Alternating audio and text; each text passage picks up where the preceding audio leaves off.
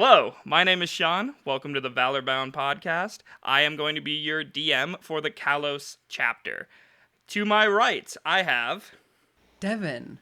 I will be playing Limerence, the fairy bard. My name's Storm, and I play Lix, who is a changeling rogue.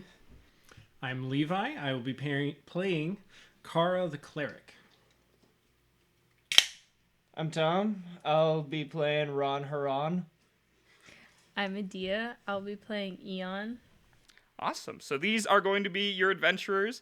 Say hi, adventurers.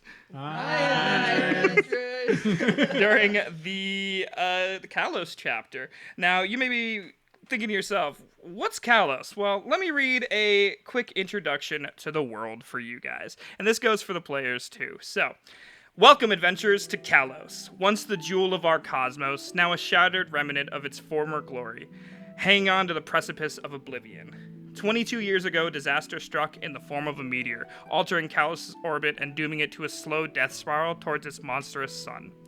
Before the Cataclysm, Khalos was a paradise, larger than Earth and abundant with diverse biomes that are teeming with life. It is also a world where magic flowed freely and technology thrived in harmony. But the impact has changed everything. Extinction-level events ravaged species and fauna, severing the delicate ley lines of mana that sustained magic across the planet. Civilizations that once flourished are now echoes of their former self. The cultures and traditions that Khalos had have now faded in a single generation. Magic that was once wielded by pretty much everybody now only responds to the naturally gifted and those who stumble upon fragments of Arcanite, remnants of the meteor that are imbued with ley energy. Technology, which was once akin to steampunk, struggles amidst the ruins, and scientists are a rare breed, now work with the Dawnspire in desperate attempts to rebuild what little remains of the world. Now you may be asking yourself, what about the gods? Why didn't they prevent such a thing? Well, the gods, who were once revered and prayed to, now remain silent. Some whisper that the meteor was their final judgment to a world they'd forsaken. And yet, amidst all the desolation, clerics and paladin still wield divine power. It's a baffling mystery in these dark times. The gates to other planes have also closed, trapping races who didn't flee before the disaster struck. Planar travel, once a gateway to infinite possibilities, is now a distant memory. So, brave adventurers, in this world where magic flickers uncertainly and civilization teeters on the brink, what are you going to do? Will you seek Arcanite to harness the fading magic? Will you uncover the mysteries of the god's silence? Will you aid in rebuilding what remains Khalos, or perhaps forge your own existence? The choice is yours. Welcome to Khalos. So, there is your intro. Clapping for myself. Fuck you. First and foremost, Khalos is a homebrew world, which means things might happen on this podcast that don't happen on other podcasts. Rules might be different. That happens. We might just do things because they sound fun. Also, some of our players are new. That's okay. This is a learning experience, and we're all friends in real life. So, let's play some D&D, everybody. This is also a video podcast, so if you're interested in seeing what we look like or what the world looks like, or my basement, you can check that out on screen now. And this is the world. Hi, world. Hi, world! Hello, Starshine. Here it says hello. Oh. I don't know what that Is means. that copyrighted? Are we going to get in trouble for that? You legally have to tell me if we're going to get in trouble. I think it's fine. Is that allowed? Chat, is that legal? If you came here expecting uber professionalism, Nah. Beautiful. Okay, so if you guys have minis, correct? Mm-hmm. All right, so I'm going to tell you where to put your minis, and you put them there. We got Lix and Lim in the front horse, all the way over there, both of you. I don't need to be told where I Yeah, go. Eon in the second horse, Ron Harag in the third horse, and Kara in the back horse. hey, All right. It's your TV. If it breaks, it breaks, right? This is not on me. I'm just saying. yes. All right. So setting the scene. You are in a chain of wagons. 5 wagons in total. On a path through a deciduous forest with pines all around you. The only sounds are horses trotting, on the road and the occasional murmuring from a guard talking to another guard as they pull the horses forward, chirping of birds in the woods. And all you know is that you've been in these wagons for 2 days, slowly making your way to an unknown destination. And the wagons are about comfortable enough to fit 4 medium-sized individuals. And as we pan down the wagons, we'll go to the first one. In the first wagon, we have 3 people, and I'm going to let them take it away what we see. What do you look like? What are you doing in the wagon? You've been in here for 2 days. So Lix is about like 5'10", tan skin. He's got like strawberry blonde, almost pink hair, mostly black leather clothes with a long black cloak that he has the hood kind of like tucked over his face, and a sword sitting by his side. And he's kind of sprawled out as much as he physically can be in this cart. And he's trying his hardest to... Man spreading real hard. Really spreading out in this not incredibly big wagon. He has slept in very small spaces before, and he just will make it work no matter what. Nice. And directly across from you, we see... Limerence, a 2/7 fairy, meditating peacefully, knowing that being silent could be the best option in this situation. She wears black robes, fashioned from a life of thievery, to look like a noble. A fairy's approximation of what a noble might look like anyway. Fitted with a necklace of various stones, like a pearl necklace, but they're all just rough-cut rocks.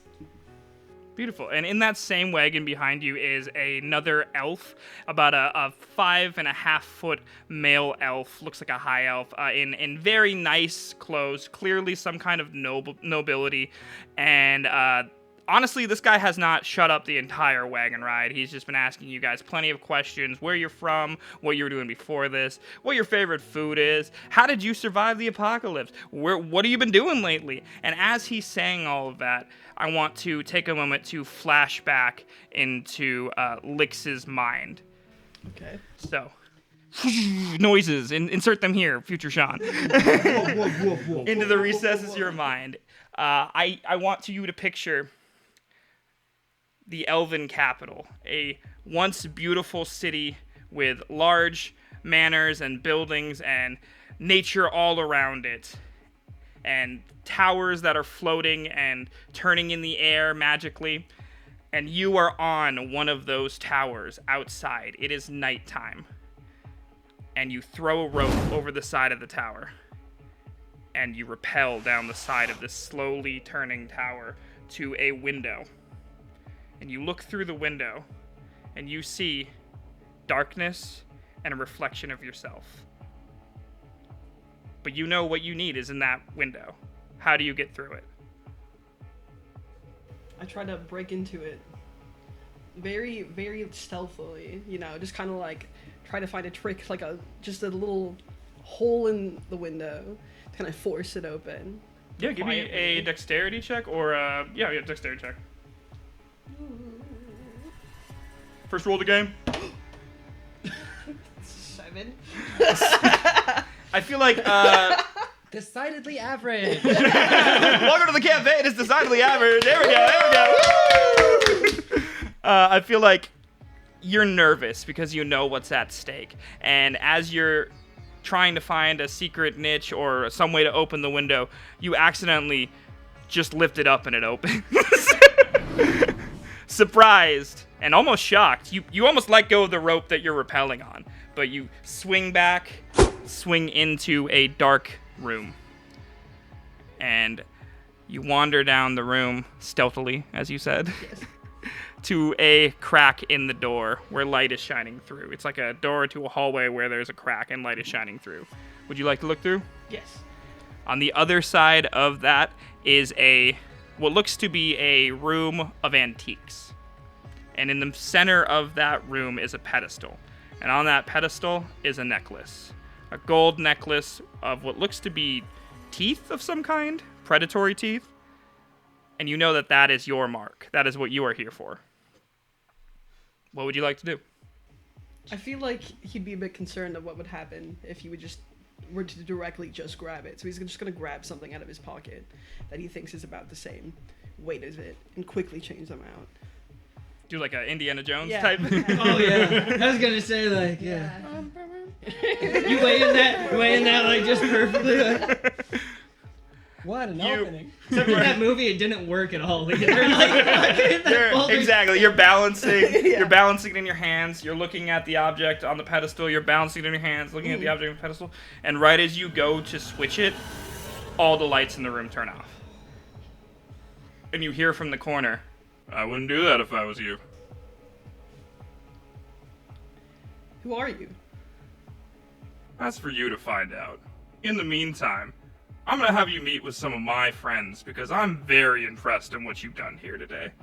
And you feel something slide into your pocket, which is a very odd feeling for Licks. For most people, but specifically for Licks, because you are constantly taking things out of people's pockets. And when the lights come back on, there is a card in your pocket, the necklace is gone, and the card has coordinates. And then, phew, we flash back out of your mind into the wagon. Across from you sits Limerence. Limmy. Limmy Limerence. Full name. No. I'll cut that out. of the Limerence? No, keep it. You have to keep that. It's all true. Limmy Limerence. From Limerick. From Limerickville. It just keeps getting worse. And this entire wagon ride, not car ride, this half-elf man has just been not half-elf. The regular elf man has just been chatting your ear off, and it is annoying. How are you handling this? I am doing my best to tune him out. Tuning out elves is a specialty of mine. What kind of thoughts are you thinking as you're tuning him out? What are you using to tune him out? The intentions of this forest seem quite deciduous. So I'm That was a word, was it? I just fucking... No, okay, cool. yeah. So I imagine swamps. They tend to be my happy place, somewhere where everything is alive and interacting. So I'm trying to view the hot air coming out of the elf as the wind in my hair, but the wind kind of smells. As you are picturing that in your mind's eye, we flash into it, and suddenly you are taken back to a very recent memory where you are feeling hot air in your hair, and it kind of smells bad. And you realize you are in a ruined mine on the outside of the elven capital. And you hear chanting, "No more work! No more work! No more work!" And suddenly you find yourself being hoisted up by a group of other fey creatures and being thrust in front of someone that looks strikingly similar to the person that's in the car or the wagon with you. But to you, maybe all elves look the same.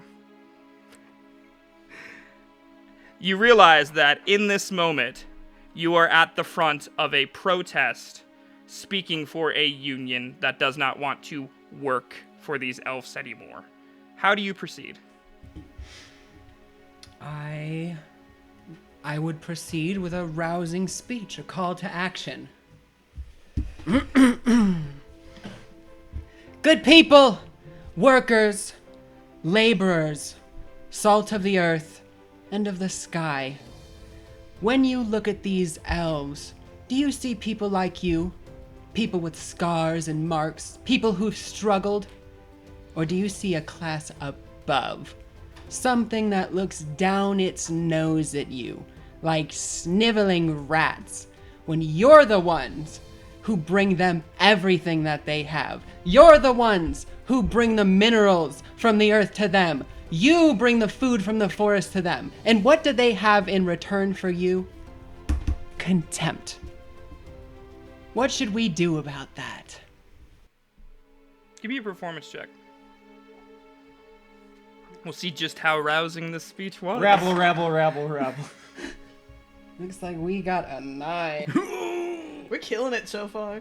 Decidedly average. Told y'all not to roll the dice The before the feeling around you seems to change. Before it was excitement, and that excitement slowly turns to anger as the first stone is cast into the elf in front of you.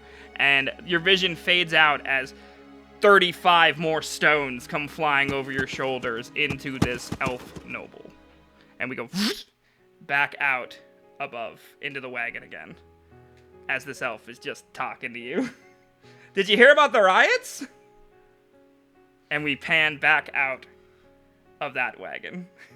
Moving back to the second wagon behind the first wagon. It is slightly different, and I'm sure some of you have noticed this on your 2-day trek. While every other wagon is essentially the same with minor differences, maybe a different person, guiding the horses, maybe a different horse at the helm.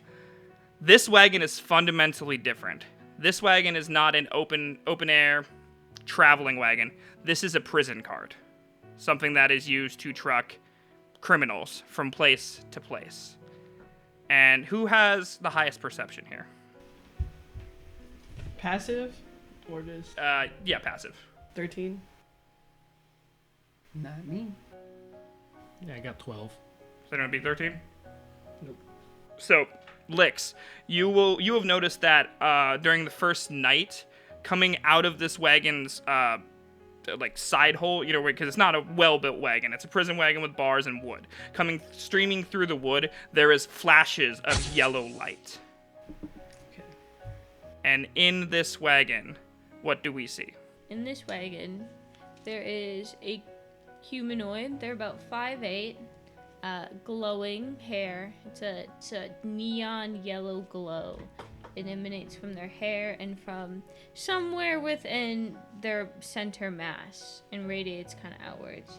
And they've got what you might think were dwarf clothes, but they're small and big and long and sewn together in a mismatched kind of way.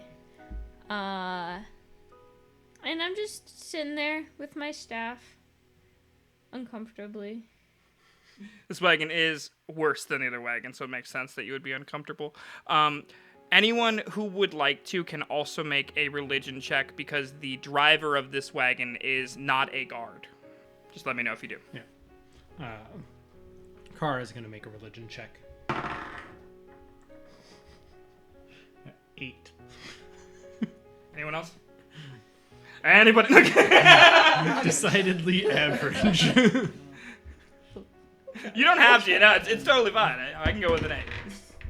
I just feel like we should get some higher numbers. It's not better. It was 7. All right, 8 it is. All right. So this is a pretty obvious faction in the world. You would notice that the person driving the cart is in fact a priest of a cult known as the Luminaries. They are followers of the god Cyrus, Child of Light. So that's what you would know seeing the priest. You've seen them on the trail. You would know that. And you can see the light emanating from the cracks at night and slightly during the day. Sitting in that cart, of course. Are you sitting? Are you crouched? What are you doing? I'd hopefully be sitting. Is there a bench? Yeah, there's a I'll be on a crappy bench. Yeah. And what are you thinking about while you're sitting there? Well, I'm just wondering why I'm in a cage, mostly, and why everyone else is in carts. And while you're thinking that, we're going to flash into your mind. And the first thing that you hear is thunder. And you see flashes of light and rain falling heavier than you've ever heard rain fall outside of your cave. And you hear yelling, "Oh, we've lost our way! Where are we? I don't know! We can't go back!" And you hear boot steps in the mud outside of your cave. What would you like to do? Well, can I, real quick, are the boot steps getting closer? Yes. Considering it's a glowing cave? Yes. Yes, alright. Well, I shall stand and greet whatever comes towards me. What's approaching? Coming through the entrance to your cave, fully drenched in torrential downpour water, is a 4-foot creature. You've never seen anything like this creature. They have a long red beard, and they're squat but muscular, and they are just covered in water. And they look terrified of what they're witnessing in this cave. I put up my hands and I say, "Who are you? Why are you in my cave?" They immediately flinch and fall backwards into the mud. scrambling back out of your cave. It's storming out. Where are you going? What are you? I don't know. What are you? I'm a dwarf. What do you? Well, I'm not. Looks at his dwarf companions. You notice also when he looks over, shockingly, behind him, there is multiple other dwarfs out there.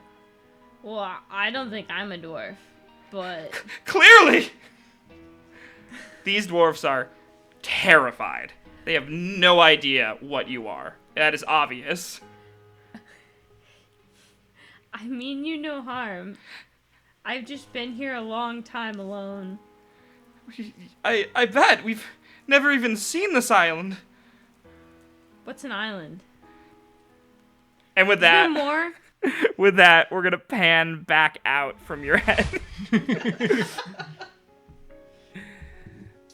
And taking a step back to the third card. This card is also different than the other 4, not because it's a prison card, and not because it's differently built, but because it is absolutely sagging under weight.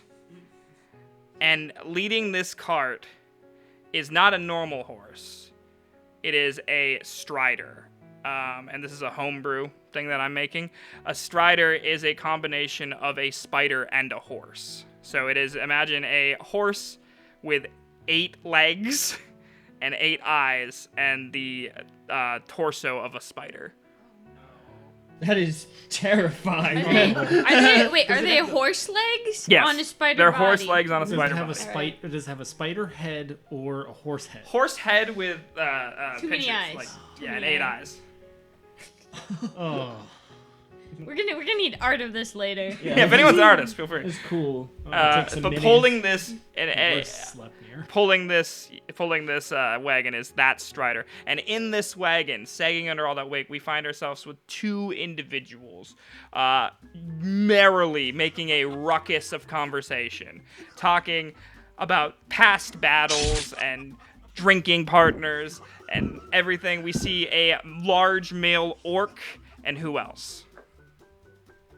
You see just this pale white 7.5 foot Goliath sitting there giving quite just a rousing speech of just past battles and things he's done in his adventures and whatnot. Nothing in particular, you know, we're kind of just like, oh, I beat this. And he's like, yeah? Well, I beat this, you know? And I'm like, oh, yeah? Trying to one-up each Well, I other. beat this. And that, right as you say that, the orc looks shocked, and we flash into your mind to see what you beat. The sky is overcast. There's a light rain in the air, and we hear a. What are you in the process of killing, Rondarog? Right in front of me is the biggest bear you have ever seen. This isn't just, you know, your average 6 foot grizzly bear. This thing towers over me. It's about 12 feet tall. It's a monster of a grizzly bear that's been plaguing a town recently.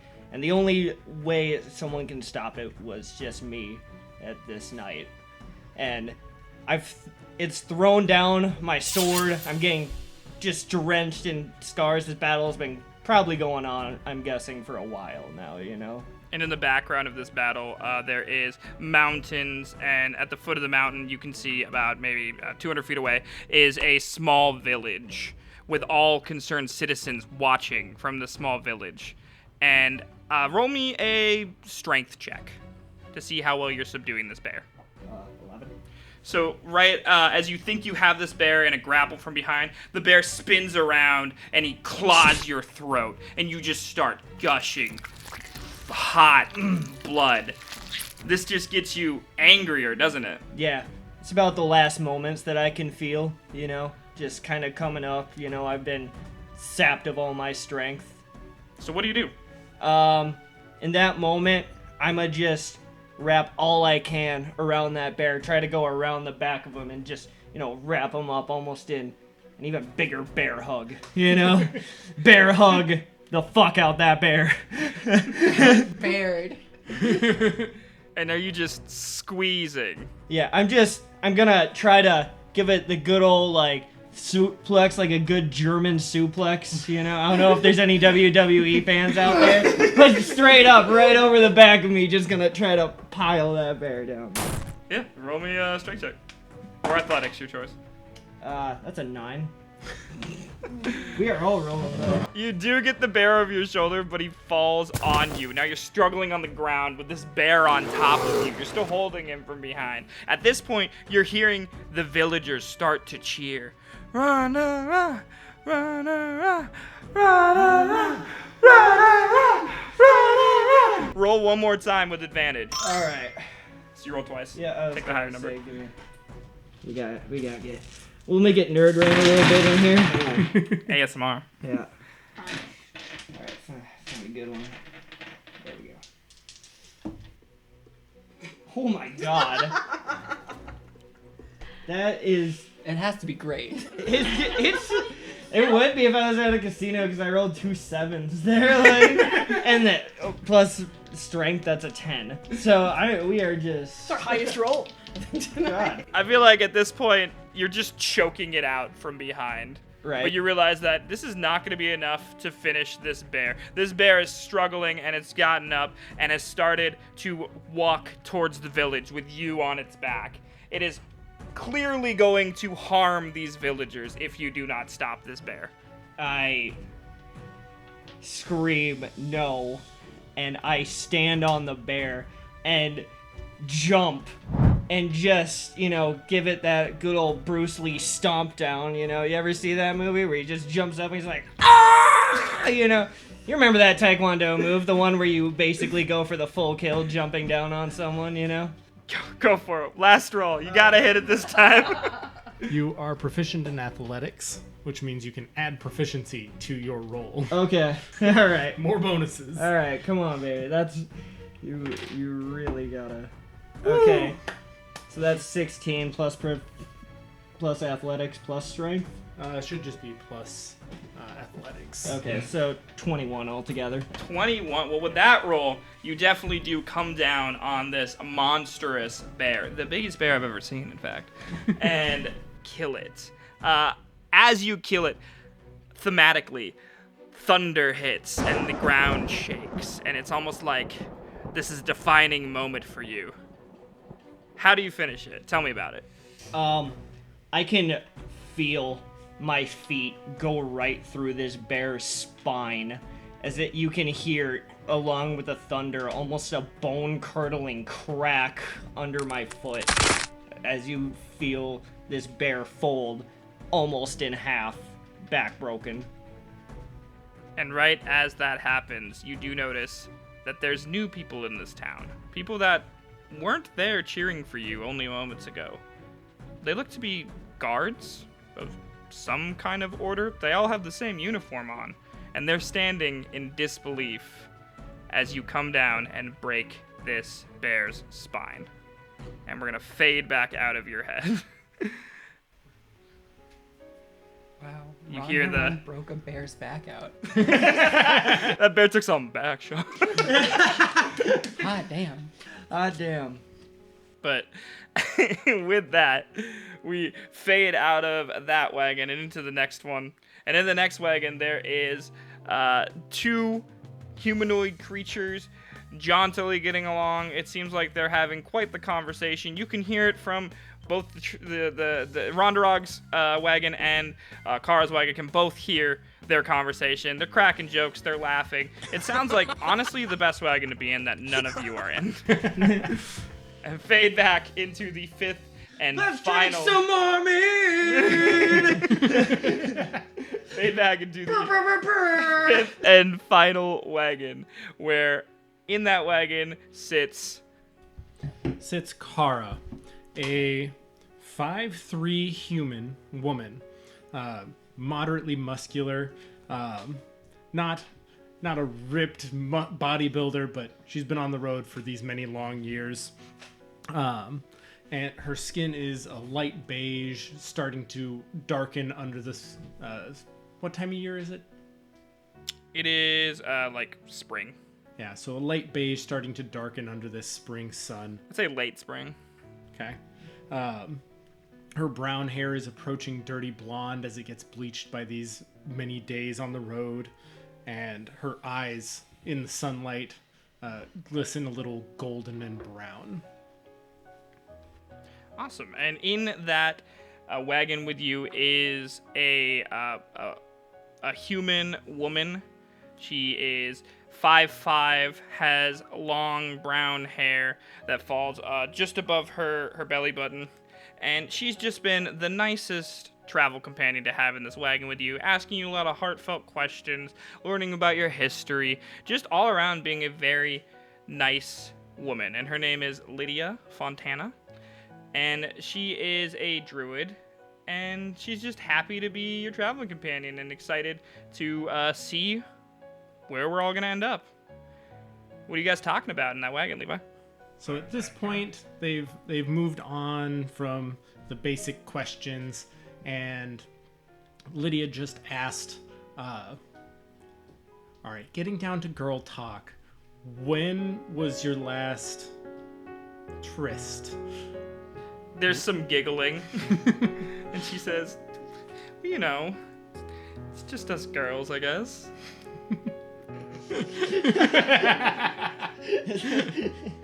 It could be just us girls. Fuck you. This is the best. Honestly, it's been a while.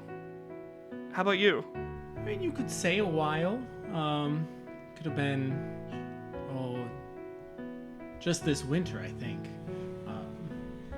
He was a beautiful young man, but... And with that, we flash into your mind. What do we see? Describe what you're thinking about when you're thinking about this man. So this was, like she just said, a couple months ago, back as winter was still set, but maybe starting to lighten its grip. They had just finished solving a catastrophe in a nearby town at this point where they were. The creek had dried up, and working together with this young man, they had found the source. Some goblins had created a crude dam, and they exterminated the goblins and cleared up the dam. And then while celebrating at the tavern that night with all the townsfolk, they hit it off. And then the next morning, I'm not going to go into gory details. You can find that elsewhere. Or on this podcast, if we get paid enough. In the morning, the man was still there, which I don't know if that's a shock for you. It is a little bit, Dakara. Usually, there have only been a couple people that have stuck around more than just that bit. And he seemed really interested in getting to know you and really getting involved. But he's also part of an order.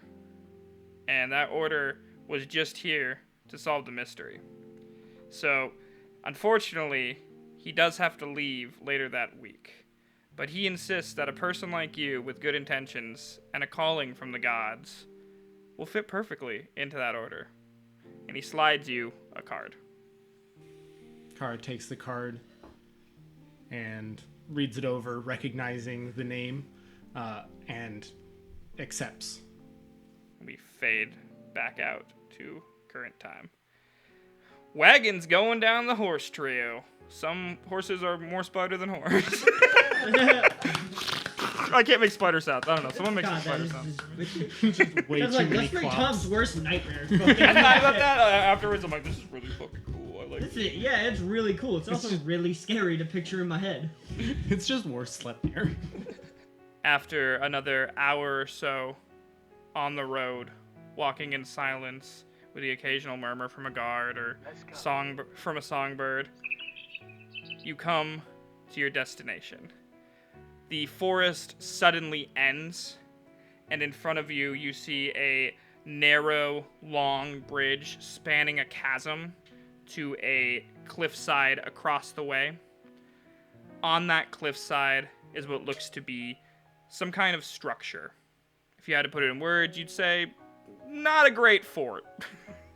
A fort made of things around here. All right, Ford. An all right fort. Is that a popsicle stick? And you hear one of the guards go, whoa, whoa, whoa, and the horses all stop at the edge of the cliff. And you say, we can only go one at a time past this point. And the first wagon to pull over the ridge is going to be Eon. Moving, guys. Good job. Eon gets to the gate, and you hear from above the gate people yelling, "Who goes there?" And the priest in the front of the horse yells, "Father Maximum!" And they go, "Ah, we've been expecting you!" And the gate opens up, and the wagon goes through. The gate immediately closes behind. And you hear talking and shouting from inside the gate. Not malicious shouting, just like hails and greetings from across the chasm. The chasm is not super wide. I'd say it's about 50 feet across, in case anyone was wondering. The next wagon to go across is going to be the wagon full of the Fae. So Lix and Lim. Did they segregate people?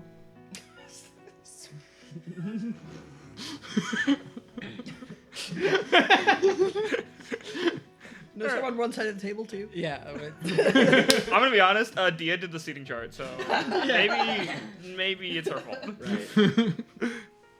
Right. You go across, and basically the same thing happens. They ask who goes there. The guard shouts his name, and they go, "Oh, you old so and so." As the guards yell who goes there, I look over at Lix and make a jerk off. How does Lix respond? Lix is just gonna snort into himself. The other elf in the back looks offended at you. I never. And the gate opens up, and you go. I'm sure he does. You're so funny. I don't think he gets much action. Third across the way is a spider horse. Followed with Spider horse. Spider horse. Oh, God damn it. I did not intend for this to happen. The Strider crosses No one the intends for bridge. Spider Horse. Wait, what does the spider horse do? Whatever a spider horse does. The Spider horse crawls to the underside of the bridge. The wagon falls. Everybody in the wagon dies. I hope you're happy. That's not funny anymore. Good campaign, guys. Good campaign. That's a friends clap. I just accidentally did the friends clap. My babe.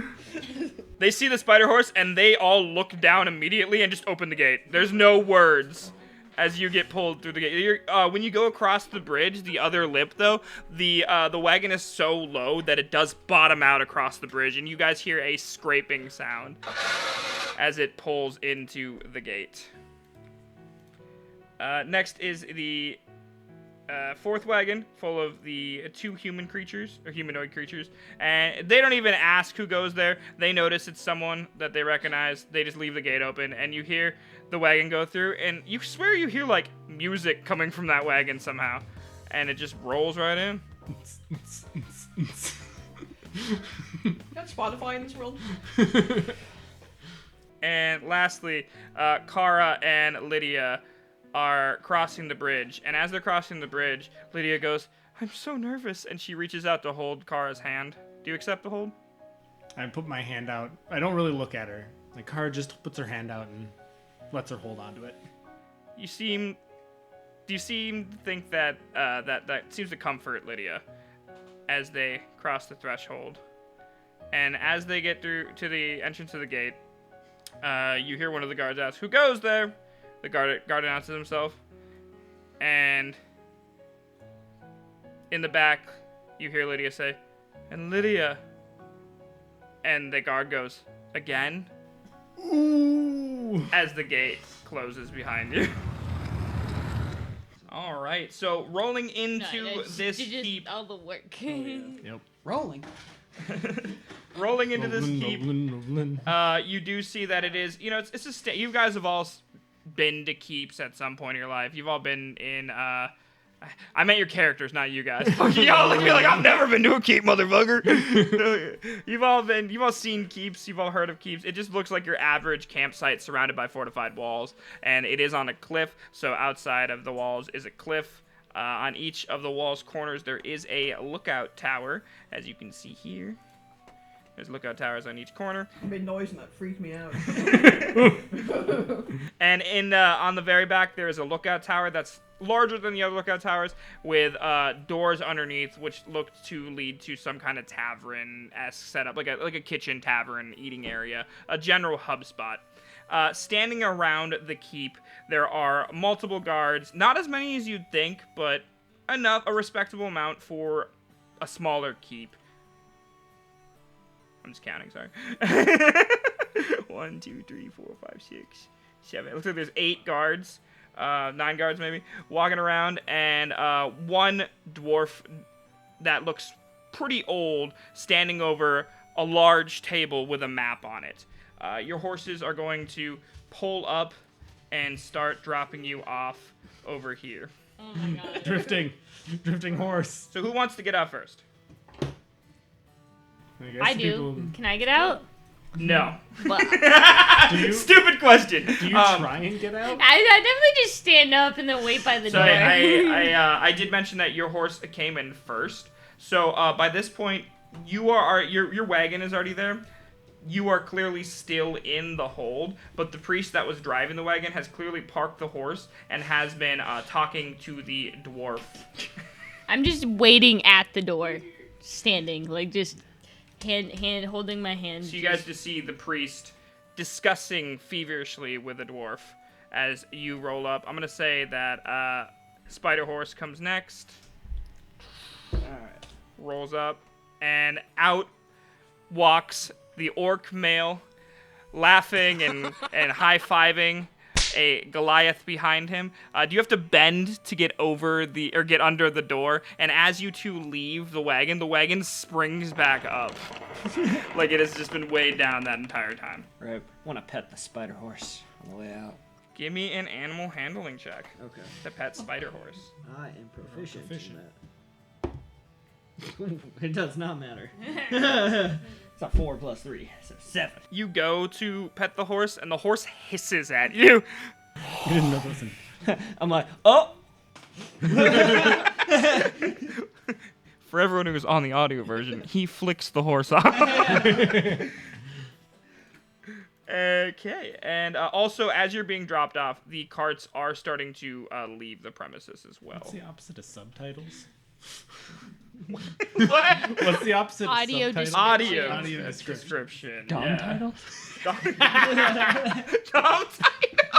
That's the name of this. Great job. That's the name of this episode. Episode 1. Dom titles.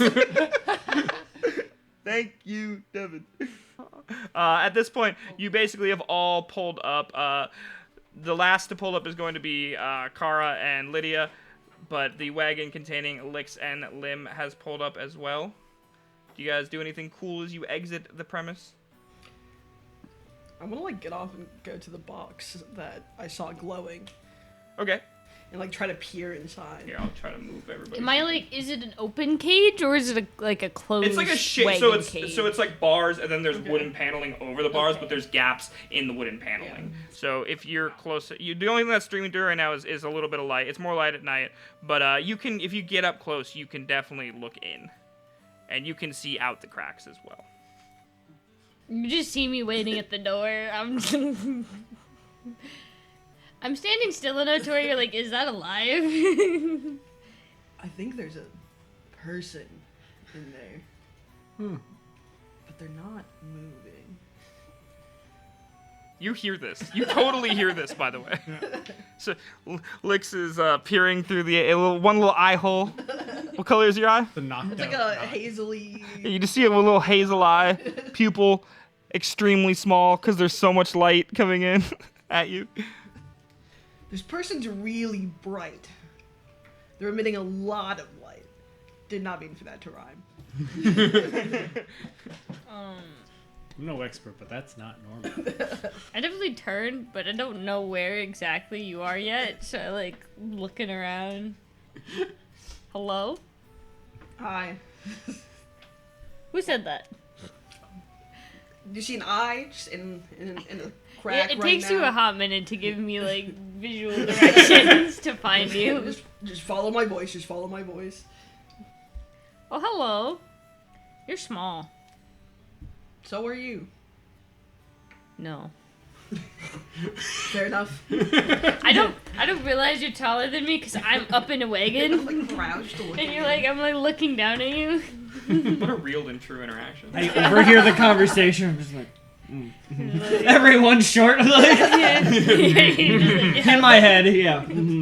What are you imagining when you hear everyone else is short? I'm just like, yeah. I mean, I'm technically short among Goliath standards, so you know, like, feels kind of good to be like the tall one out of everybody for once. You know, that's just like real life coming through. You know, like. The orc rivals you a little bit. Like the orc is probably 6'8" on a good day when he lies about his height. Yeah. Little orc heels. Orc pumps. At that moment, after you basically as Lydia and Kara step off, Lydia immediately like removes her hand from yours. I had already dropped her hand. Okay, well, rude. First of all. Second of all, getting up. ouch. Third of all, what are we? No, but you guys walk as basically Lydia's the last person off of their wagon, and the wagon starts to turn and disappear. But as they take a step off the wagon, you hear from the large table where the dwarf and the priest are. Well, I can't keep transporting her base to base. We need to figure out what to do with them. And then you hear the dwarf go, "That's not my problem, and this base is not the place for something like that." And they point at the cart. They seem to be fighting about you. Yeah, you know, they just came kind of.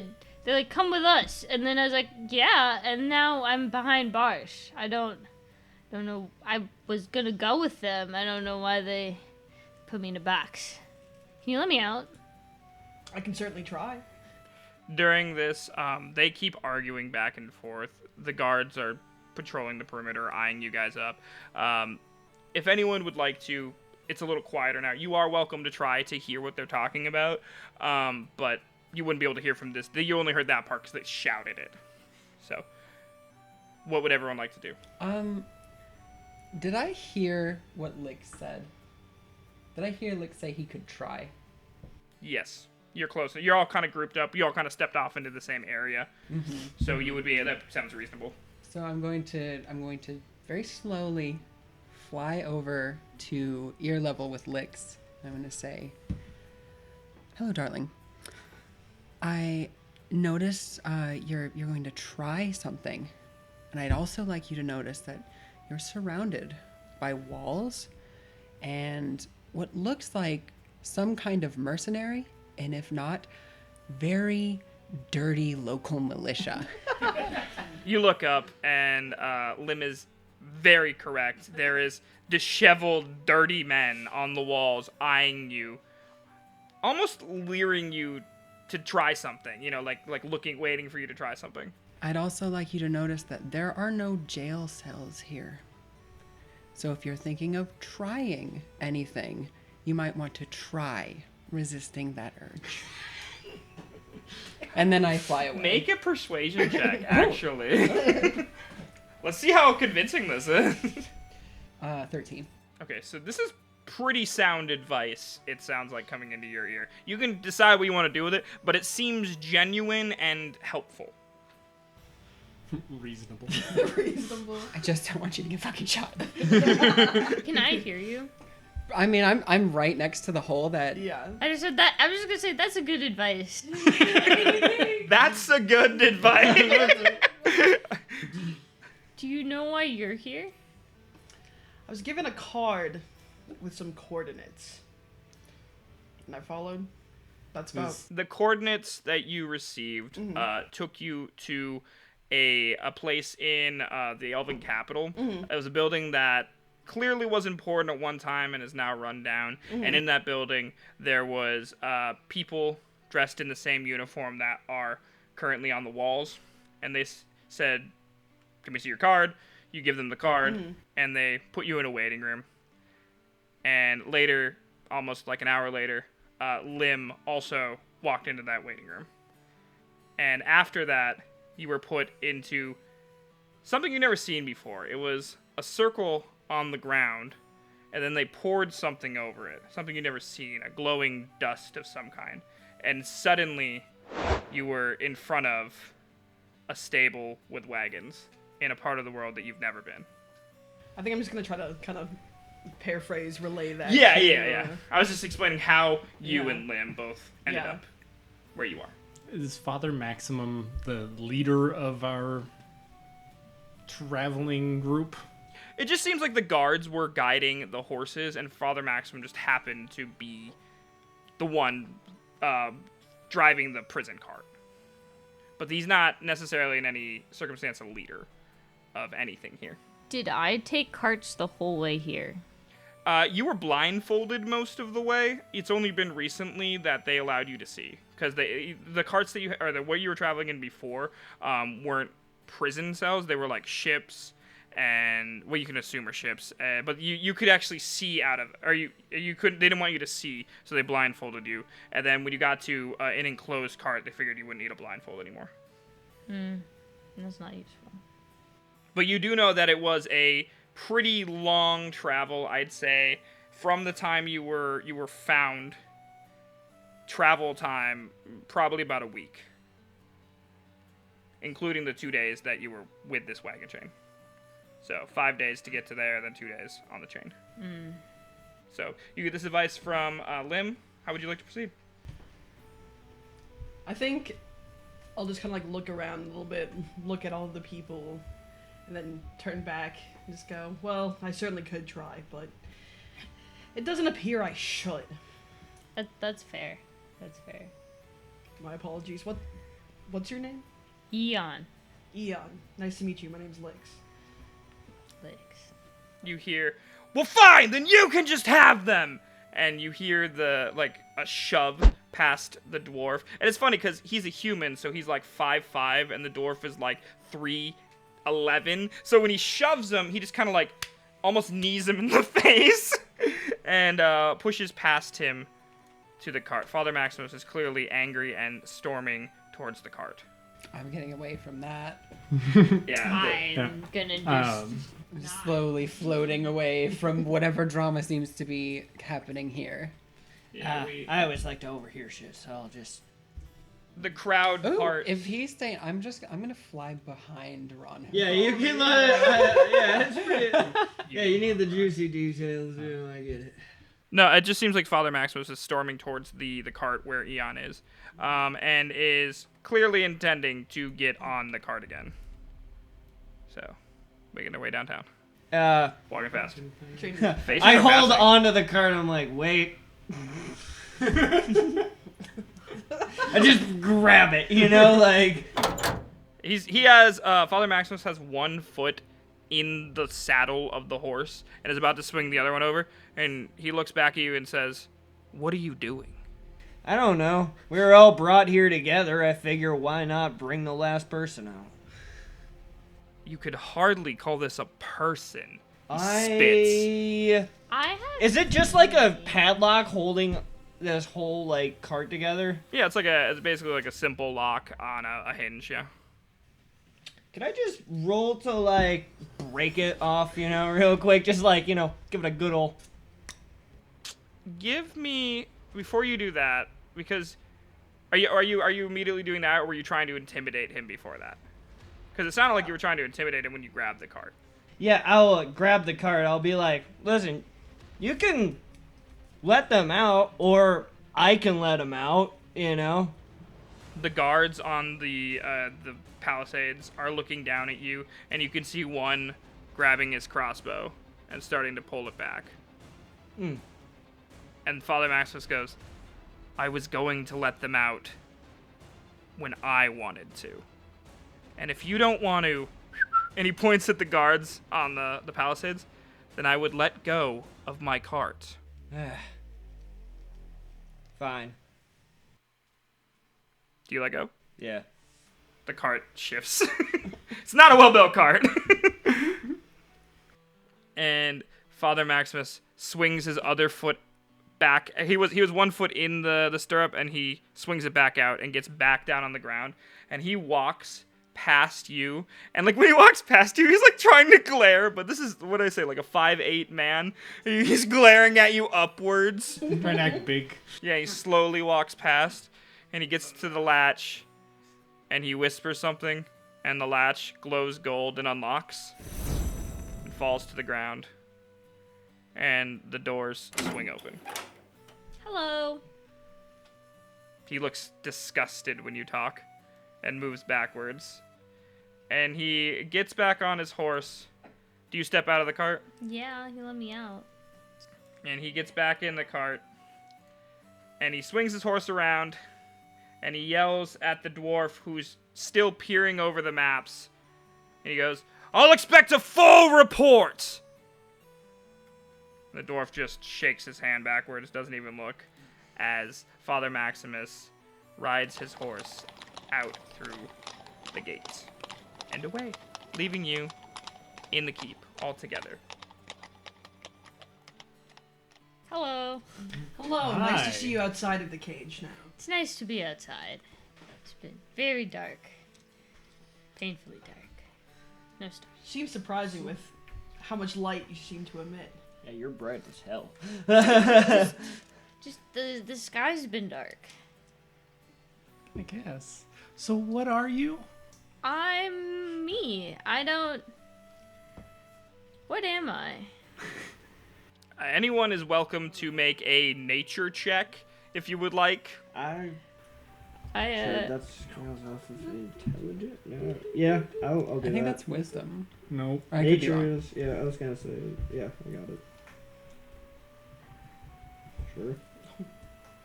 Then I can- Check what the hell you want. For as long as I can remember, I've drifted amongst the stars. Till recently, I ran into something, and all of a sudden I woke up here, with hands that don't look like myself. You have hands? I have hands. Clearly has hands. Humanoid figure. What did you guys get for nature checks? I rolled a 16. 13. 16. You and the orc are currently wrestling. You have fucked off completely from this It conversation. started Wait, as what was that? It started Who the as fuck an cares? arm wrestle, you know, and it immediately Yeah, went you were into sitting at one of the full tables boy. with the orc, and now it's full on You know what? wrestling. That wasn't interesting. So 16 was the highest. Yeah. Both of you are just like, this is a star, but a person. With a 16, you would know that you've never seen or heard of anything remotely similar to what you're looking at currently. Okay. With that observation, I am going to fly myself over to one of these tables behind the dwarf, have a seat on the edge, and wait for him to not be busy with the maps or whatever it is he's doing. Okay. Carl just looks at Eon and goes, "So you're a star?" Yeah. Isn't everybody? No. I mean, you don't look very. Lydia pushes into the conversation. I know I'm going to be a star one day. That's like great. this? That's great. Wasn't that why we all joined, to further our futures and help out and be stars? I don't think you mean like this. She turns and looks at you. This is the first time Lydia has looked at Eon. She goes, "Oh!" Hello. Not like that. Okay, that makes much more sense. You hear a crash as Ronarog and the orc break through another table. Roll me a athletics check. Alright. We'll do a contested athletics check. So, Bloody character to look at. God, everything is rolling bad tonight. what'd you get?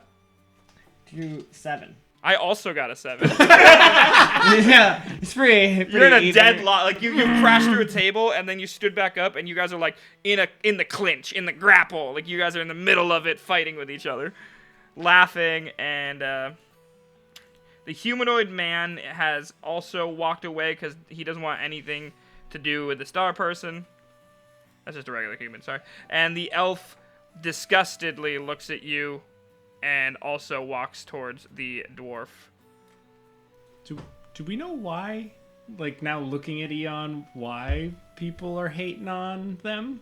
I mean, as far as you can you can give me an insight check if you'd like to see. Yeah. Are they hating on them? They're different, you know, like the age-old question. I think they look cool as Like, fuck, so. It is 8. An 8? As far as you can tell, it's just because there's nothing like them. No one's ever seen anything like them. And they don't know how to treat. They hate it because it's different. Yeah. They hate it. Yeah. Because they ain't it. Also, like, since the calamity magic's a lot harder, and I look pretty stinking Pretty magical. magical? Yeah. Pretty magical. Which is Well- scary, because it's hard to get now. Well, while everyone else is waiting, I'm gonna go try and find some food. Alright, give me a I'm just gonna perception walk check. into the tavern. Yeah, walk in food there, give me a area. perception check. Can I make a perception check? Yes, you can. What do you make I a want to perception see check if I notice that my clothes don't fit right, and if I can find clothes that fit better, that aren't dwarf clothes. for? Roll for it. Ooh, 11. What'd you get? 8. You walk in, and there's a guard in there, and he's clearly working over some kind of kitchen. Looks like he's making some kind of food, a stew of some sort. There's bread on the stove. Would you go for the bread? Or the stew? I would ask. He goes, Is food almost ready? it'll be ready soon. Just leave for now. I will let you know. Fine. So you walk back out, and as you walk back out, well, let's resolve what happened with your perception check. You do find clothes that'll fit you. The thing is, they're in someone else's tent. You were just going through someone's tent, and It's you better than come out on wearing somebody. you come out wearing the clothes, and you hear a man from a palisade go, "Hey, wait a minute!" I'm just gonna see. Let them have the clothes, it's fine. I'm just not gonna say it. Yeah, I'm just not gonna. And as that happens, he goes, "Hey, wait a minute!" And as Carl walks back out, the dwarf slams his hands on the table and he goes, "Well, I suppose we should get to it then." And turns around to face you. Before you stands a dwarf, like I said, about 3.5, 4 feet tall, in that range somewhere, with white beard, white mustache, gray white hair, just salt and pepper, beautiful man, dwarf. And he's got an eye patch over one eye, and he does not look pleased to see you, but he doesn't look unpleased either. Can I give him a dwarven hello? Well, you're all the way across the Oh, way never at a mind. tent. I thought he was standing before us. He's Where? so essentially the dwarf Which one is is he? at this table over yonder. I'm gonna have gone with you. You're just I'm just keeping an eye. No, sorry. I like this. I like this. Approves of the I like casual this stealing. version. Yeah. So if you get close, you could definitely give him a hello. Okay. Yeah, once I get clothes on and I see everyone else crowded You around, accidentally run into somebody. I'll join the group. Awesome. So you go to give him a traditional dwarven hello. What does that look like? Definitely a good hand clasp, you know? I don't know. Good dap. Just Yeah, hello in Dwarven? You know Classic. what a traditional dwarven I greeting looks like. do. Little dwarf dap, classic. I We do a little was. dwarf dapping around here. dwarf dapping. A little bit. Let me get dwarfy. I guess you'll find out why I know Dwarven. But yeah, the dwarf looks surprised and breaks into a hearty laugh. Oh, you don't see that every day. And he claps hands with you in a intricate but subtle, like it's like a dap, and then there's like a small change, and then fingers that do something like this. It's like, Secret hand signs. and then there's secret like a handshake. slap, another slap, and then a slow slide away. Yeah, I'm never gonna repeat that. That's why it's on camera. yeah, Play This that is back. homework. for the records. And the dwarf goes, "Well met. Sounds like you're my problem now." I don't want to be a problem. Good. Because problems, and he looks at the rest of you, don't make it long here. As Ron and Haran and the orc are breaking another table. He's making an intimidation check. I need you all to roll a 20? what is the what's the save? Charisma saving throw. Charisma saving throw. Jesus. 13. 21. 7. I cannot You? roll. Eon, sorry. 11. All right. So the only one that is immune to the intimidation, the power in his voice is Lim. You are not affected by this at all. But since you rolled so high, you can roll performance to pretend like you are. If you want. No. Okay. No. So everyone else, you feel the power in his voice as a man with authority. And he goes, "Listen, recruits. You are here because you have been chosen. Why you were chosen could be different from person to person. But I am here to test and to make sure that we made the right choice. Any questions?"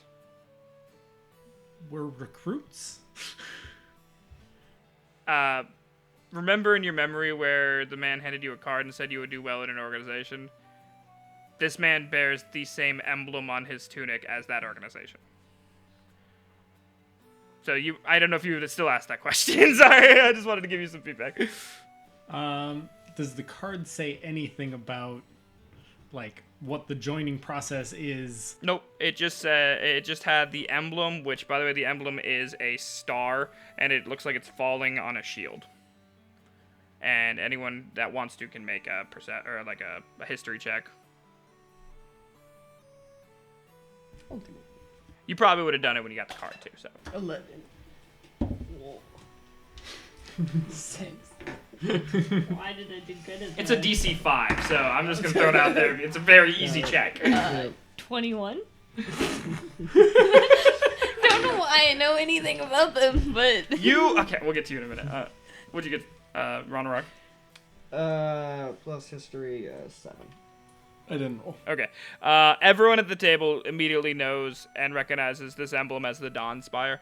For reference, the Dawn Spire is the major organization that is in control of every capital city in the world. They are the only semblance of order in Khalos. So it's like the government, essentially, for lack of a better term. The world government. Everyone knows that besides Eon. Eon, you see the symbol and you go, "Oh, it's me," and you point at the star. That's why you got the 21. Well, the 21, you recognize a star. Yeah. Hey. I didn't know we Dwarves were have to the be star. tested. Well, how else are we supposed to know if you're worthy of joining the greatest organization in Khalos? And why'd you recruit us in the first place? It varies from person to person. I have a list here, and he pulls out a list, and he starts flipping through pages, and he stops on a couple of them and looks back and looks down again and goes, "Huh, interesting. Mundane. He says under his breath. Very interesting. And then he stops at 1 second from the top and he goes, "Again?" And then he goes, "I don't seem to have a page for you, my dear." Well, the dwarves found me a long time ago. And then eventually you sun people showed up and grabbed me, took me. I was said I'd go, but then they put me in a box. So, "Oh," he says, "that's what that was about. Yes, the luminaries, if anyone wants to make a religion check, can. The luminaries tend to drop off their unwanted goods with the Dawn Spire for safekeeping." It was a 7. Yeah, 6. Ooh. 16. 16. What's it plus? Religion. 17. 17. So both Tom and not Tom, Ranarog and Lim would know that luminaries are the disciples of the god Cyrus, Child of Light. They believe that Cyrus is still around and will one day manifest and come back in the form of a humanoid creature. So they tend to scour the earth looking for anything that resembles Cyrus, and then pass it off to the Dawn Spire to be tested. Because they have the most resources, you know? Gotcha. And so he just jots down a note about that, essentially, and goes, all right, here's what we're going to do. You 5, and he points at you 5. I'm going to need you to go wait inside the kitchen.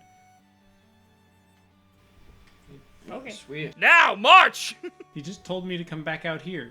Who? The cook. Fuck the cook, I'm the captain! Fair enough. Go! And he points at the kitchen door. Which way is the kitchen? It's the big building. Do any of us march? Do you know how to march? Does anyone know how to march? I'm taking my sweet time. I fly. I can't like line up the strides like quick enough like to catch on. How do you? It's like doing a half step. Yeah. Rhythmic.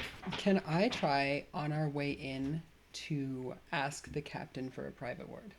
You can make a persuasion check to try, yes, if you Okay. like. Yeah.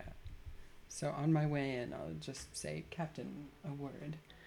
And 16. Make it quick. Why is the Dawn Spire keeping us all here together with what could be a humongous piece of Arcanite that can feel angry and scared? He looks at Eon, he looks back and forth, and he goes, I assume you're talking about the glowing thing. I'm absolutely talking about the glowing thing, yes. Well, that's not Arcanite. And he points at Eon. It just says with certainty. And you know this. Yes, because this is, and he pulls out a pebble of, and this, I don't know if this is the first time you've seen it, but you guys just see Lim and the captain just talking quietly, and he pulls out something from his pocket, and there's like a glint, and there's a shudder in the air. But you don't see exactly what it is. I feel like they're positioned in a way that you don't see everything. And he goes, this is. I ask you to keep in mind that in a world where even the positions of the gods are negotiable, what a rock may or may not look like can be as well. And then I fly away. He kind of chuckles and he goes, things never change. And he turns back and starts to walk towards the other 5 that are still out here. He turns back towards you right as he gets to the other 5, and he goes, close the door! And the guard in there walks to the door, and he closes you guys in with him, and then just goes back and keeps cooking. And you hear sounds from outside. You hear clearly like they're talking. You hear laughing. You hear someone go, oh, okay, woo. You hear like muffled rumblings of a conversation. And you guys are in this room with the one guard just cooking. I turn to Lydia and go, Lydia's not in. Lydia's outside. It's just you five in this room. well, Just I was. the 5 of us. I look for Lydia and there's Just no the Lydia. 5 of us. That's too many for this room. Yeah. How cramped is it with It's not. Ron It's Haran in here? let me check. It's pretty big. It's a large, it's a keep, like essentially with a large kitchen dining area for all the soldiers. Well, aren't we special? Any informed opinions on what makes us so valuable? No. I just go where I'm needed. That's all I know. Yeah, it's like 25 feet across, just so you know. I was told I could help, or that they could help me get to the stars. I'm really good at getting my hands on things. The guard laughs when you say that. Like, need that around here. Keeps cooking. Spoon hitting the side of the bowl. You hear what sounds to be the group outside walking away. You hear footsteps getting softer and softer and softer. And you hear the gates out front open up and close again. And it's quiet. Well, I suppose that's not the band coming in then. I'd agree. It didn't seem like much of a band to me. Although I am curious why they split us into 2 groups. The guy goes, "Do you really not know?" He's like, just fucking keeps spitting. Nobody told us anything. I addressed the whole room if you'd like to share, sir. He goes, "Oh, you're just being tested. Everyone has to be tested. But when we get multiple recruits, we gotta break them up into groups." And this is our test. No. Just waiting in here. Test starts later. And then right as he says that, you hear not far away, it sounds like from the other side of the keep, yelling, and then like a... Someone just get executed? Not me. The guard doesn't seem phased at all. He just keeps fixing. So You hear another guard outside go, "Bruce!" He goes, "Yeah, when's dinner? Probably after this group goes." "Okay." But I want dinner. "It'll be ready when it's ready." Slaps your hand again. Bruce. Do you I'd like to investigate him a bit more about like what the test could possibly incur. Do an investigation check. Yeah. Are you trying to talk to him? Yeah, are you trying to talk to him? I was gonna say my investigation and intimidation seem to be the same, so I kind of want to investigate this time. I don't want to intimidate a dude. I mean, yeah, you for can try no getting him reason. to tell you anything. Yeah, It'll still be investigation. Just kind of be like curious, not like fucking shake him around. I'm not gonna play good cop and bad cop with him. 12. Yeah, he's pretty chill. He's just like, changes every time. It's captain's orders. Whatever it feels like doing in the moment. Did you have to go through a test? He scoops up some of the slop and looks at it. Adds just a pinch of salt. Drops it back in and goes, "Everybody goes through the test if you're in the Dawnspire." What was yours? I had to fight a horse. Was it a spider? You hear him, you see him shudder. When it bit me, I thought maybe I'd get powers. Maybe some sort of Spider-Man. I think Horseman would be pretty. No, but he tells you a story about how he and 5 other people were actually the ones that had to go into the wilderness and find that strider and lasso it and pull it back to camp and break it, essentially, was their task. Oh. So it just could be a number of anything in the moment, essentially. He doesn't particularly. I'm not going to say the captain just wants you to do things for him. Slop falls into a bowl. But we did need that horse. I just wish it hadn't have killed Ernie. Oh. So whatever the captain doesn't feel like doing, he just is like, you guys. I'm sorry to hear about your friend. Ernie was a dick, but he was a great man. Yeah. And with that, the door kicks open, and at this point, it's probably been about 30 minutes of you guys just chilling in the room. The smell of the stew is starting to be kind of mouthwatering, because for the past couple days, the only thing that you've had to eat is trail rations, and that's getting old. So this is like the first real meal you smelled in a while, even if it's not great. It smells really good. The door kicks open, and you see Lydia with her hands raised above her head going, "Yeah! Yeah! Followed by the orc fist pumping through the door. And then behind him are the other 3. There was the elf man, whose robes are just torn to shit. And then behind him was the human, and he just looks fine. And then a Kenku, or not a Kenku. No, wait, yeah, a Kenku. The bird, he's a tropical bird man. Is that the Kenku or is that the other one?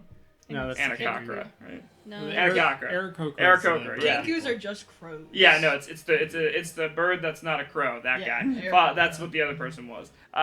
Beating his wings triumphantly. Did you guys pass? Hell yeah, we passed, said Lydia. She's like, I've done this test 3 times, and I've failed every time. But this time, I had the right team. And they all high-five in front of you. I'm not sure if that's something to brag about. Whatever, we kicked ass! And with that, the captain of the guard walks in and goes, "All right, first group's done. Next group, let's go." Okay. and starts to walk out of the. I'm a little kitchen. slow on the uptake and like have to kind of run back to Come catch on. up. Right. So I'm going after. Yeah, I don't care. so, I'm just Captain. walking right after. what is our test to be? You'll see soon enough, and he starts leading you towards the front of the gate. Right. And this is at this. We're not gonna need the map for this, so I'm just gonna turn this off. He starts leading you towards the front of the gate, and just marching through. And he turns to all the guards and he goes, "Hey, dinner's ready. Go eat while this group is testing." And the guards go, "Finally! Did Bruce make stew again?" And they go, "Yeah." And they go, "Ah!" And all the guards from the palisade start to exit down the stairs and go into the kitchen, leaving one guy posted at the front of the gate. He leads you out through the large gate and closes one door behind him, and then the guy on top of the gate closes the other door, and you find yourselves on the cliff outside the gate, and he goes, keep up, and he starts to walk around the keep to the left side of the keep, where the cliff just keeps going on and getting deeper and deeper and deeper and deeper. And by the time he gets to almost the back side of the keep, you can see that on the cliff ends with basically the keep, and then a cutoff, and out and beyond there is like just the woods, but it's like 100 feet down. And on the left side, there's a cliff, and it's just a chasm, essentially. It's the chasm that you cross with the bridge. It goes 3/4 of the way around the keep, but the back side is just woods. So he pulls you to the left side, and he goes, "All right, wait here." And he walks over to the edge of the cliff. He pulls out something. He starts assembling something. Takes out a hammer. Boom, boom, boom. All right, and he turns back around, and in his hands, it seems like he took a long time to make this, is what looks to be a large, like, 3.5 foot circumference. Is that the one where it's fully around, right, in the circle? Lantern, like, like a paper lantern, almost. And hanging off of the paper lantern is a key. And tied to that key is a rope. And he walks to the edge of the cliff. He lights the lantern. He pushes it out over the cliff, holding the rope. Waits till it's at the end of the rope. He lets go. The rope slowly swings and falls, and at this point, the lantern is floating above the chasm, which is about 100 feet down and 50 feet out. And he goes, "Bring me that key." I just turn and look Yeah, at Lim. At this point, we're going to do a skill challenge. Now, how this works mechanically is you need to have 4 successes as a party before you have 4 failures. How this works is each of you, we're going to roll initiative, on your turn are going to tell me a skill you'd like to use and roll your dice for that skill. You have to beat a specific check that I decide before you roll. And if you beat that check, then it counts as a success, and you further the event along. If you fail, it counts as a failure. Once you've used that skill once, you cannot use it again, whether you fail or succeed. Does everyone understand? Yep. Cool. All right, so roll initiative for me.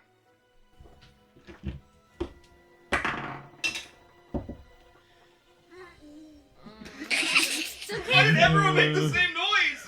I saw Devin's.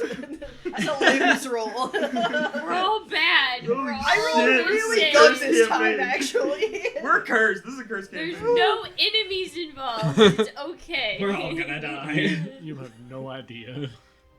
No, I rolled good this time. We'll start. We'll just go around. We'll start with Lim. Okay, so floating lantern above a chasm. No, what is your initiative? What'd Well, you get? I'm just making Okay, sure I sorry. get the situation right Okay, here. sorry. Floating lantern above a chasm, rope going down from the lantern with a key on it.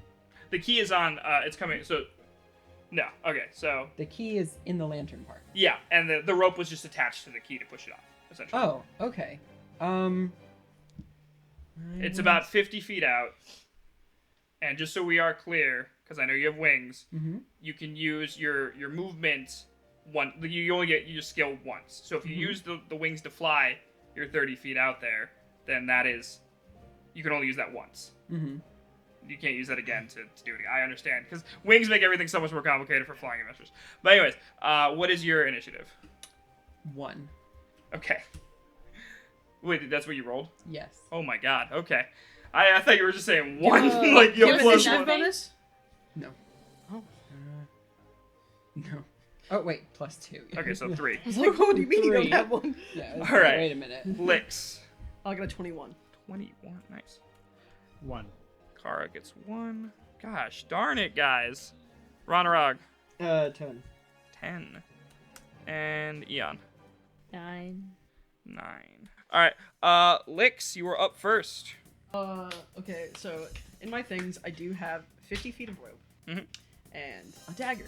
Okay. So I want to tie the rope around the dagger and throw it to the lantern and try to like hook onto it. Okay, that'll be a dexterity check, and I would say that it is a 10. Okay, just flat dex. Do you have any, you want to try something else?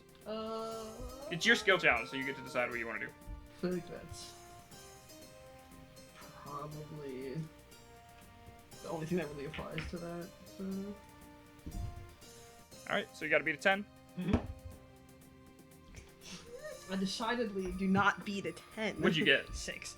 So, I feel like you tie this, is it like hemp cord or something? Yeah, it's hemp You rope. tie this hemp cord around this nice dagger, you weigh it in your hands, you arch back, you throw, and you just whiff to the left. It just flies into the chasm. The rope is going through your hands. Do you try to catch it? Yes. Alright, yeah, I feel like it's going slow enough that you probably can just catch it. Okay. But you did totally miss that shot. With that is Ronharog. That is 1 failure, by the way. Alright. Does You anyone want to get tossed? We have a couple small people here that I think I could heft up pretty well with some athletics. How's your aim? It's been a while, and it depends, varies person to person, weight to weight, you know. Could you just lie? Just real quick, just... I am the best thrower of all time. That's better. There you go, big guy. What's your name? Bone breaker. Bonebreaker? Yeah. Alright, Bonebreaker. That doesn't inspire confidence in me being thrown by you. I'm gonna be honest. I won't break your bones. Okay. Okay. We're on the same team. I don't break team members' bones. Yeah. That's my creed. Only their backs. Okay, Bonebreaker. Let's do it. So you're going to use your strength to throw Limb. So what you're going to do for now is hold your action until Limb's turn. Okay. With that, it would be Eon's turn. He's getting all prepared, like you see Like me shot like put. liberating up. Stretching out. Just like, You spit in your hand to get it like more Yeah. grippy. Used to do this out when I was young. Just bigger boulders. Are you going to be using strength or athletics to throw? Athletics. So do you want like rope attached to you or No. No? Nope. That's fair. I will get thrown once. I will get hung 0 times. Making this more perilous, like. Tried many things once. That's not one of them. Do you know what rope is for? Yes. Mm. Ship sails. Mm. What are you doing? I'm going to, I guess, just assist. Okay, you will have advantage then. You're going to give the help action to Tom. Tom will have advantage on his throw. With that, we are to Limerence. You are allowed to be thrown by Tom, but what would you like to do when you're getting thrown? So, the first thing I would like to do is, can I cast Bardic Inspiration with a bonus action? Is that... This isn't like combat, it's just Okay. you get 1 skill to do 1 thing. Okay, So okay, if you're then... Ronrog used his to throw he gets advantage from Eon, like positioning. So you get to do 1 thing after you're thrown. Okay, so I'm going to, before I get thrown, Bardic Inspiration on Bonebreaker. Okay. Boom. Feel so All right. inspired right Yeah, now. I'm gonna go. So- I'm putting my hand on his shoulder. You cannot fail this throw. I cannot fail this throw. It's impossible for you to fail this throw. It's impossible for me to fail this throw. You guys are just watching that. The captain is still there, by the way, and is just standing like back. What the fuck is going on? I place myself in Ronarog's hand. Farting every time. Let's fucking do this. Limbered do up. you throw a boulder to like, practice? All right. What's bardic inspiration give me? You can roll 1d4 after like a roll to add it. Sweet. All right, Does he so get- you need to. So you don't have to. If it's a good roll, you can just hold Here's- on to that. Here's I how was this gonna is gonna say, go. Yeah. Here's I how was this is gonna say. Because I have to call the DC before you do it. So you are getting help from Eon to like, I assume Eon's like narrowing in the sights kind of thing, turning you one way or another, positioning your shoulders. You also get advantage for that. So you're trying to throw Lim as far as you can into the chasm. Like at the lantern. I'm gonna be using sleight of hand for my check. You already used your check for bardic inspiration. Spells count. I didn't have to roll for that though. Oh, you just can do that. It's a cantrip. Oh, It's, Yeah. yeah. oh, then you're good. Yeah, you're Yeah, good. yeah, because My it's bad. supposed to be a skill check, My right? bad. Yeah. Okay. Well, you can use spells and skill checks. It's weird. Okay, yeah. But anyways, I thought bardic inspiration was a. Oh, no spell. worries. But Not even cantrip, is it? It's a bard class ability. anyways, Yeah. it's fine. Now you're gonna use sleight of hand. But what I need from Ronarog is you're going to make this check with advantage. If you do 10 or below, it's a failure. If you do 10 to 15, it is a success. If you do 15 and above, you are getting thrown onto the lantern, like right up where you can just grab it. Okay. But otherwise, you're gonna make it about halfway, like 30 feet, because it's 50 feet out. So, and your movement is 30 feet. Mm-hmm. That makes sense. Yeah. Cool. Go for it. Oh, that is. So that's 19 plus 5, 24. So with that, you just rocket Lim. You're used to Laser. flying. You're used to Yeah. flying. You are soaring right now, spearheading straight at the lantern. Key hanging underneath it. Mm-hmm. What would you like to do with your sleight of hand check? I would like to grab the lantern and try to steer it back off of the chasm, like with the movement that I do have. Yeah, like tear it towards the chasm, blow out the lantern, and have it like land on the ground next to everybody. Okay, that's a pretty complex movement. Mm-hmm. But you do have the momentum because of Ronarog's throw. So I would say it's still going to be a 10 Mm-hmm. sleight of hand. Okay. If you go above a 10, that'll happen. 12. Okay, so that happens exactly as you described. You grab it, you blow out the lantern, and you kind of just glide. Are you using your wings to glide back? Mm-hmm. Glide back, and you drop it right in front of Kara. That is 3 successes, by the way. You need 1 more to finish this. I just grabbed the lantern. What would you like to use to grab the lantern, Kara? Give me a skill. It's a skill check, not I grab the lantern check. Wisdom. Okay. It's right in front of me. I'm just gonna grab it. Yeah. Oh. alright, You're really you smart gotta looking You gotta when be you at a 5. That's not a guarantee with how I've been rolling. Gotta be at a 5. 13. Dude, I was really hoping you like now one and just kick it over the edge. I wouldn't have been surprised. You reach down, gently scoop up the lantern, and turn around, and the captain is standing there, clapping, going, "Yeah, yeah, woo!" Who has the highest perception score here? I think that was me. Mm-hmm. You notice behind the captain a shadow, as suddenly a sword comes stabbing through the captain's chest, and blood flies all out from him. And he goes, as you're all standing at the edge of this cliff, Kara holding a lantern.